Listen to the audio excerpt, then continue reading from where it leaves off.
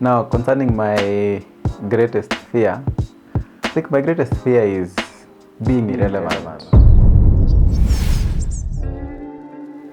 Hello everyone, my name is EVANS Kibet and I am an aspiring architect. I'm also CEO of Rokxs Collections.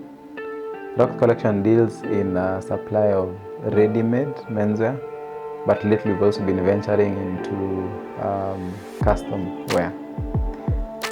You're watching Senses Africa with EVANS Arts. I grew up in Nakuru County. I'm a fourth born in a family of 5 siblings. So growing up, I went to maybe I should talk about my journey with schoolwork. So I went to St. Ninian's Nursery School, and then after St. Ninian's I went to Moi Primary School. So I was there for 8 years, from class 1 to class 8, and did my KCPE in 2010. And I think I did well, actually did well, and then progressed to Lenana School for 4 years. And then later on joined the Technical University of Kenya to pursue architecture. And it's something I'm still on at the moment. So what I think has shaped me to be the person that I am today, especially with regards academically and the things I'm doing in terms of business. One is my dad. What my dad did, my dad is a trained teacher. So what he specializes in is the technical areas, so the plumbing work, the technical drawing, the welding, all that line of training. So occasionally he would come with a friend at home, and I would see the drawings that he had, and that intrigued me and interested me. So later on in life I also resolved to take the same line, so that's why I did architecture. Coming to business, growing up my mother used to run a shop, so a general shop. She used to sell the normal household items. So I would occasionally, when I'm on holiday, I would take up the responsibility of being in the shop, and at the end of the day would help her in accounting for the total sales and the things that were needed to be restocked. And so that shaped me. In fact, I remember, because she used even to prepare mandazis by herself. So she would wake me up around 4 in the morning or there about 5. So I would help her do it. These were days that I would be going to school. Then I would, once I have woken up and helped her out in preparing the mandazis, at around 5, 6 thereabout I would go to school. And so one of the benefits I had was that I would go with a mandazi to school. So that was a good one for me. Yeah. So in terms of farming, so I think the other thing that later on also helped me, because I also ventured into farming later on, is because of my mother. So later on my mother transitioned from the shop and went on to farming, because we had moved from Nakuru town to a place called Kibet. So what inspires me is, so there's a quote I actually learned from, it's a book I was reading, but the quote is attributed to somebody called C.E.O. Lewis, and he says that everything that is not eternal is worthless in eternity. So I think what has shaped that to a great extent has shaped how I do the things I do. I think it's again in the good book that we are told that whatever you do it, to the best. Whatever you do, whatever your heart finds to do it as unto the Lord. So I think that for me to a great extent has shaped how I do everything that I do. I think I would want to leave an impact in the environment that I do, whether it's in the business space, whether it's in the architecture. To display the integrity, the honesty at work, and the excellence at it. So I think that really shapes the person that I am. So what sets us apart in our businesses is how we actually handle our clients. So the way we relate to them from the moment a client comes into our shop. Well, in fact, some of them we've interacted before online, so when they come to the shop, the experience they have there is sometimes even much more what they have experienced before we've actually met with them. So for us, that's a big one. Our customer, how we relate with them, the moment they have bought from us, we are keen to get feedback from them in case of any issues. We are quick to resolve. If they have any need to change the items, any feedback we truly appreciate. So I think that really sets us apart in business.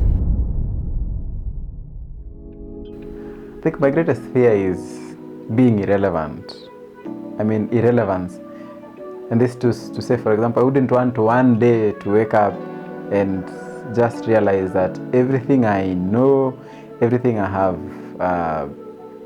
built up over time, everything I have worked over time is not any useful anywhere. Like I would want.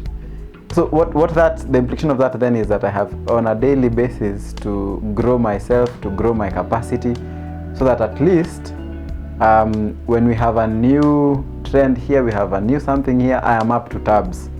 So you have to know what is, for example, what are the new, now in business, for example, what are the new models of reaching out to clients. So I wouldn't want to wake up and realize every other person in business has moved on to a new platform. I am not there, so I would want to keep up with the tabs so that I am not again irrelevant. Yeah. Now concerning my journey so far, I think I am happy. I am actually happy with where I am as it is now.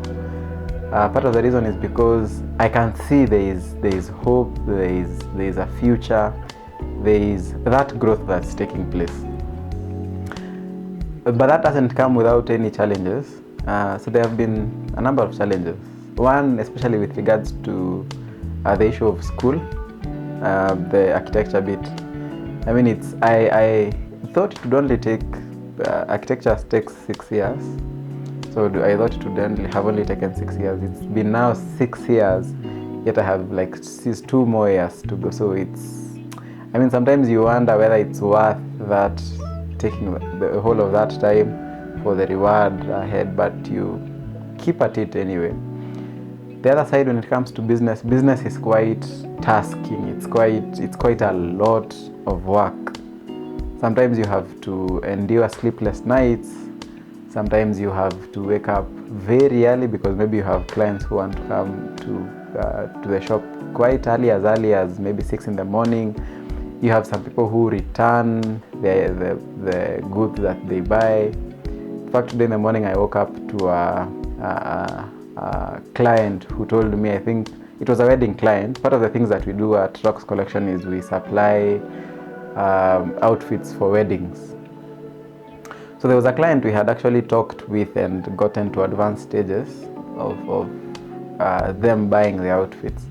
But on account of a disagreement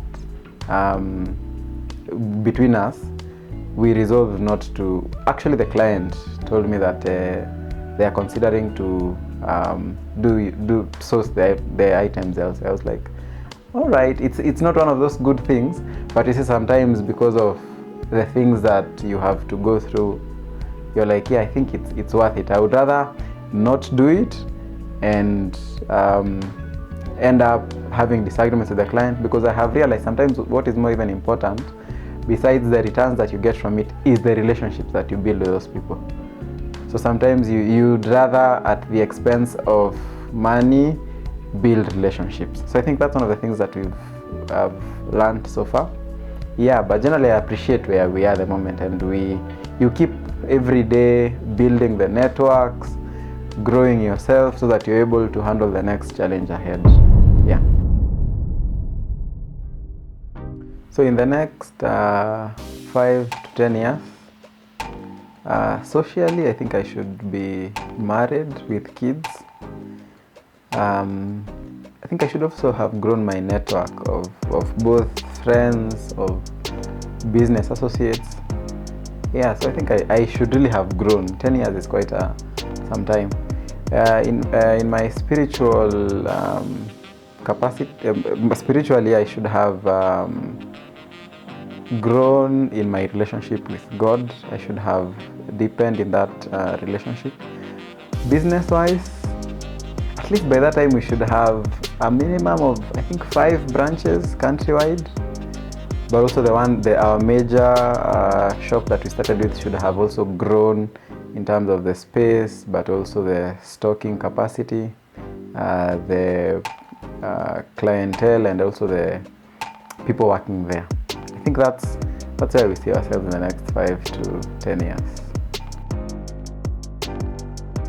So to the youth in Kenya, one thing I would want to urge us is that we need to be proactive. In as much as there may not be as many opportunities as perhaps has been told to us, I still believe there are opportunities around us. Because opportunities, always, whenever there's a problem somewhere, as you look at that, you need to look at it from an angle of there's an opportunity around this issue. So proactivity. So get on to do something. Just do not stay. If volunteering is also a place that you can actually start, so that you can get to showcase your skills. Proactivity also means that you go out of your way and learn some skills. Yeah, be proactive. But the second thing is that we need to be optimistic. In as much as we know that things may not be as good today, we need to have the hope and know that things will always get better. They'll get better. To the parents, I think parents have a huge role in terms of the people that we become at the end of the day. So as a parent, wherever that you are, ensure that you're creating that environment that enables your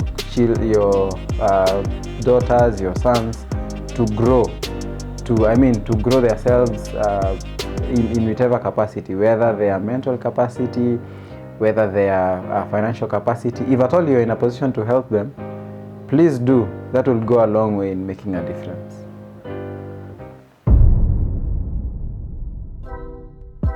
I think for me, being on set today it's been so exciting. I've been looking forward to this experience. I haven't shared my journey. I think this is the first time I'm sharing my journey, and I think it's for me a privilege just to know that somebody will benefit from this tomorrow. You can comment on this channel, you can like it, you can share, and in fact you can actually subscribe to it and turn on the bell so that when we upload new videos, you're able to see it. So subscribe to Senses Africa YouTube channel, and may God bless you.